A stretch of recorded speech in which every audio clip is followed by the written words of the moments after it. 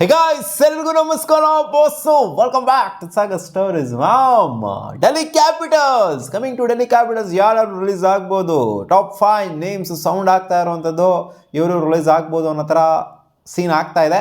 ಜೊತೆಗೆ ನನಗೂ ಕೂಡ ಅನ್ನಿಸ್ತಿದೆ ಇವ್ರು ರಿಲೀಸ್ ಆಗ್ಬೋದು, ಯಾಕೆಂದರೆ ಏನು ಕಿತ್ತುಗುಡ್ಡ ಯಾಕೆಲ್ಲ ಲಾಸ್ಟ್ ಸೀಸನು ಅಂತ.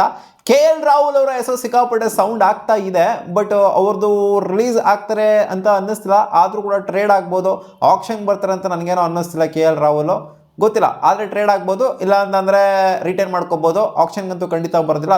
ಅದರಿಂದ ನಾನು ಅವರ ಹೆಸರಂತೂ ಖಂಡಿತ ಇಲ್ಲಿ ತಗೊಳ್ಳೋದಕ್ಕೆ ಹೋಗೋದಿಲ್ಲ. ಮಿಕ್ಕಂತ 5 ನೇಮ್ಗಳು ಯಾವ್ಯಾವುದು ಬಿಗ್ಗೆಸ್ಟ್ ರಿಲೀಸ್ಗಳು ಕೂಡ ಇದ್ದಾವೆ, ಕೋಟಿಗಟ್ಟಲೆ ರಿಲೀಸ್ಗಳು ಕೂಡ ಇದ್ದಾವೆ, ಲಕ್ಷಗಟ್ಟಲೆ ರಿಲೀಸ್ ಇರುವಂಥದ್ದು ನಾನು ನೋಡಿರುವಂಥದ್ದು ಒಂದು ರಿಲೀಸ್ ಮಾಡ್ಬೋದು ಅಂತ. ಇನ್ನು ಚಿಕ್ಕ ಪ್ಲೇಸ್ಗಳನ್ನ ರಿಲೀಸ್ ಮಾಡ್ಬೋದು, ಬಟ್ ಮೈನ್ ಹೆಸರು ಮಾಡಿರುವಂಥ ಪ್ಲೇಸ್ಗಳನ್ನ ಇವ್ರು ರಿಲೀಸ್ ಮಾಡುವಂಥ ಸಾಧ್ಯತೆ ಇದು ಕಾಣಿಸ್ತಾ ಇದೆ. Play number 1 it's ಫ್ಯಾಫ್ du Plessis. 2 ಕೋಟಿ ಬೇಸ್ ಪ್ರೈಸ್ ಕೊಟ್ಬಿಟ್ಟು ಫ್ಯಾಫ್ ಡು ಪ್ಲೆಸಿಸ್ನ ತಗೊಂಡಿದ್ರು. RCB ರಿಲೀಸ್ ಮಾಡಿದ ನಂತರ ಇವ್ರಿಗೆ ಡಿಮ್ಯಾಂಡ್ ಅನ್ನೋದು ಇರಲಿಲ್ಲ. ಇವ್ರನ್ನ 9 ಮ್ಯಾಚ್ ಆಡಿಸ್ತಾರೆ ಲಾಸ್ಟ್ ಸೀಸನ್. 202 ರನ್ನ 9 ಮ್ಯಾಚಲ್ಲಿ ಇವ್ರು ಹೊಡೆದಿದ್ದಾರೆ with 22 average, strike rate of 123. Very low ಆಯಿತು 123 ಸ್ಟ್ರೈಕ್ ರೇಟ್ ಅಂತ ಅಂದಾಗ. ಸೊ ಇವ್ರದ್ದು ಡಿಪ್ರಿಷಿಯೇಟ್ ಆಗಿ ಹೋಗ್ಬಿಟ್ಟಿದೆ.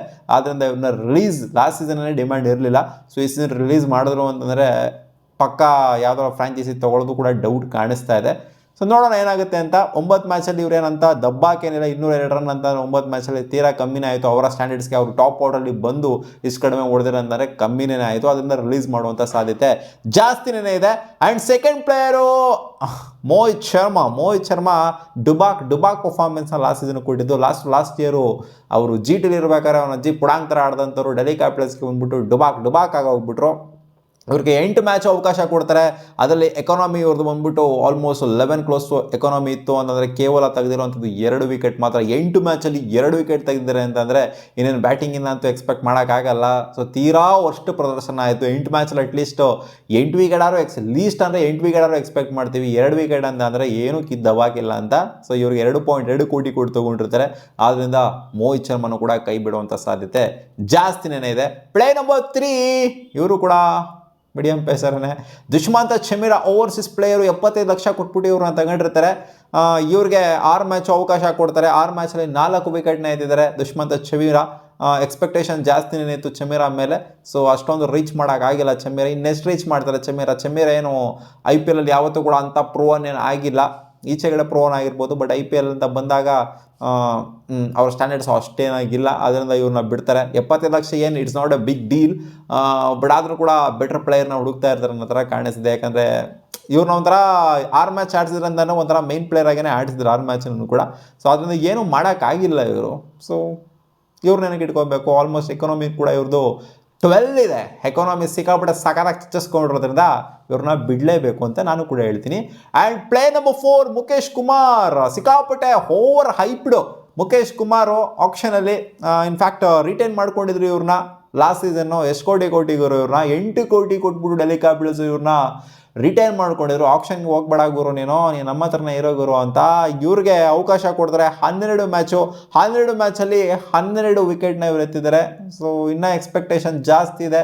ಇವ್ರು ರೀಚ್ ಮಾಡೋಕ್ಕಾಗಿಲ್ಲ. ಯಾಕಂದರೆ 8 ಕೋಟಿ ಕೊಟ್ಬಿಟ್ಟು ರಿಟೈನ್ ಮಾಡ್ಕೊಂಡಂಥ ಪ್ಲೇಯರು 12 ಮ್ಯಾಚಲ್ಲಿ 12 ವಿಕೆಟ್, ಪ್ರತಿಯೊಂದು ಮ್ಯಾಚ್ 1 ವಿಕೆಟ್ ಅಷ್ಟೇ ಅಂತಂದರೆ ಎಕಾನಮಿ ಕೂಡ 11 ಇದೆ ಇವ್ರದ್ದು. ಸೊ ಅದರಿಂದ ಇನ್ನೊಂದು ಸ್ವಲ್ಪ ಎಕಾನಮಿ ಕಮ್ಮಿ ಇರೋರು ಸಿಗ್ತಾರೆ, ಚೆನ್ನಾಗಿರುವಂಥ ಪ್ಲೇಯರ್ಸ್ಗಳು ಸಿಗ್ತಾರೆ. ಆ್ಯಂಡ್ ಸ್ಟ್ಯಾಂಡರ್ಡ್ಸು ಕಮ್ಮಿ ಆಗ್ತಿದೆ ಮುಖೇಶ್ ಕುಮಾರ್ದು, ಮುಂಚೆ ಇದ್ದಂಗೆ ಇಲ್ಲ. ಆದ್ದರಿಂದ ಇವ್ರನ್ನ ರಿಲೀಸ್ ಮಾಡುವಂಥ ಸಾಧ್ಯತೆ ಇದಿದ್ದು ಕಾಣಿಸಿದೆ. 8 ಕೋಟಿ ಕೂಡ ಉಳಿಯುತ್ತೆ ಅಂತ. And play number 5 Jack Fraser monk. ಏನು ಡುಬಾಕ್ ಪರ್ಫಾರ್ಮೆನ್ಸ್ ಲಾಸ್ಟ್ ಸೀಸನ್ ಕೊಟ್ಟಿದ್ದು ಜಾಕ್ ಫ್ರೇಸರು. ಒಂಥರ ಅವ್ರ ಕೆರಿಯರ್ ಹೆಂಗೆ ಅಂತಾರೆ ಡೆಲ್ಲಿ ಕ್ಯಾಪಿಟಲ್ಸ್ ಸ್ಟಾರ್ಟ್ ಆಗಿದ್ದು first season, second season, third season ಹಿಂಗೆ ಬಂದ್ಬಿಟ್ಟೈತದು. ಮೇಲ್ಗಡೆ ಹಿಂಗೆ ಆಗೋಗ್ಬಿಟ್ಟೈತೆ ಅಲ್ಲಿ. ಹೌದು, ರಿಟೈನ್ ಮಾಡ್ಕೊಂಡಿದ್ರು ಇವ್ರನ್ನ. ಎಷ್ಟು 9 ಕೋಟಿ ಕೊಟ್ಬಿಟ್ಟು ಇವ್ರನ್ನ ರಿಟೈನ್ ಮಾಡ್ಕೊಂಡಿದ್ರು. 6 ಮ್ಯಾಚ್ ಇವ್ರಿಗೆ ಅವಕಾಶ ಕೊಟ್ಟಿದ್ದಾರೆ ಲಾಸ್ಟ್ ಸೀಸನು. 55 ರನ್ನ ಹೊಡೆದಿದ್ದಾರೆ 6 ಮ್ಯಾಚಲ್ಲಿ. ವರ್ಸ್ಟು ಸ್ಟ್ರೈಕ್ ರೇಟು ಕೂಡ ಕೆಳಂಗೇನೆ ಇಲ್ಲ. 105 ಬಂದ ತಕ್ಷಣ ಔಟ್ ಆದರೆ ಇನ್ನೇನು ಸ್ಟ್ರೈಕ್ ರೇಟ್ ಡೆವಲಪ್ ಆಗುತ್ತಾ ಅಲ್ಲಿ? 6 ಮ್ಯಾಚಲ್ಲಿ 55 ರನ್ನು ಅಂತ ಅಂದರೆ ಆವ್ರೇಜ್ ಅಂತೂ ಕೇಳಂಗೇನೆ ಇಲ್ಲ, ಬಿಟ್ಬಿಡಿ.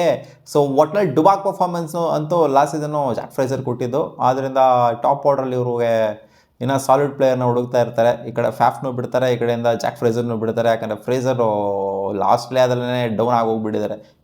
ಕಿತ್ತೇನು ಗುಡ್ಡೆ ಆಗ್ತಾ ಇಲ್ಲ, ಅಲ್ಲಿ ಕಳಿಸ್ಬಿಟ್ಟಿದ್ದಾರೆ ಸೈಡ್ಗೆ ಹೋಗೋರು ಅಂತ. ಇನ್ನೇನಲ್ಲಿ ಇಲ್ಲಿ ಬೈ ಆಗದೆ ನನ್ನ ಪ್ರಕಾರ ಸಿಕ್ಕಾಪಟ್ಟೆ ಡೌಟ್. 9 ಕೋಟಿ ಪಕ್ಕ ಹೊಳೆಯುತ್ತೆ, ಮುಖೇಶ್ ಕುಮಾರ್ದು 8 ಕೋಟಿ ಪಕ್ಕ ಹೊಳೆಯುತ್ತೆ. ಸೊ ಇವ್ರು 5 ಜನ ಬಿಡ್ತು ಅಂದರೆ 22 ಕೋಟಿ ಅವರಿಗೆ ಪಕ್ಕ ಹೊಳೆಯುತ್ತೆ. 22 ಕೋಟಿ ಇಟ್ಕೊಂಡು ಆಪ್ಷನ್ಗೆ ಹೋಯ್ತು ಅಂದರೆ ಬೆಟರಾಗಿ ಫ್ರೇಮ್ ಮಾಡ್ಬೋದು, 5 ಜನನ ಚೆನ್ನಾಗಿರೋರನ್ನೇ ತೊಗೊಬೋದು. ಸೊ ಅದರಿಂದ ಈ 5 ಜನ ಬಿಡ್ತಾರೆ ಅಂತ ನನಗೇನೋ ಅನ್ನಿಸ್ತಿದೆ ಮಗ. ನೋಡೋಣ ಅದೇನಾಗುತ್ತೆ ಅಂತ. ಮತ್ತೆ ಸಿಗೋಣ ಮುಂದಿನ ವಿಡಿಯೋದಲ್ಲಿ ಗಾಯ್ಸ್. ನೆಕ್ಸ್ಟ್ ಟೀಮ್ ಯಾವುದು ಕಾಮೆಂಟ್ ಸೆಕ್ಷನ್ ಹಾಕಿ. ಬಾ.